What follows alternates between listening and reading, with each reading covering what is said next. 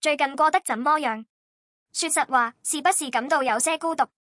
在通勤的地鐵上，戴着耳機不停地擦着屏幕，雖然周圍擠滿了人，卻覺得沒有一個真正與自己相連的人。在這種時刻，我們最渴望的是什麼呢？不就是星號穩固的備份星號嗎？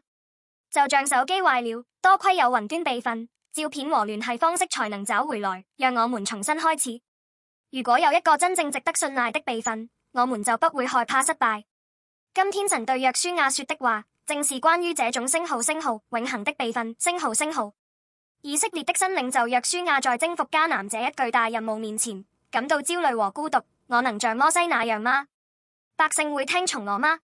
戰鬥能贏嗎？就在他不安的時候，神親自顯現對他說：我怎樣與摩西同在，也必照樣與你同在。我必不撇下你，也不丟棄你。約書亞記1:5。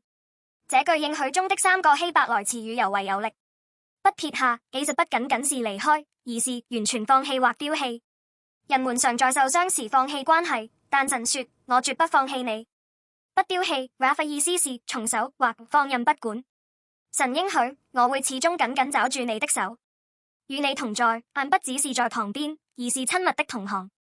神應許約書亞要給予他像摩西在曠野40年間那樣的深厚關係。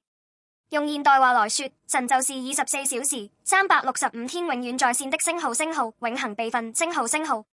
即便我們跌倒，關係破裂，感到孤獨，甚至因失敗想放棄自己時，神也會說：你不是一個人，我有備份，並再次扶持我們。這個應許通過耶穌完全實現了。在十字架上，耶穌大聲喊着：我的神，我的神，為什麼離棄我？那一刻，耶穌代替我們被撇下了。正因為他被離棄，我們才能永遠被神緊緊握住。如果你還沒有接受耶穌，現在就可以擁有這份永恆的備份。請這樣簡單地祈禱：耶穌，我一個人很累，請成為我的備份。我相信你為我死而復活，請進入我的生命。那一刻，永不中斷的連接就開始了。我們不再孤單，耶穌將永遠與我們同在，永不鬆開我們的手。今天，請帶着這份確信放下焦慮，勇敢地邁出腳步。主與你同在。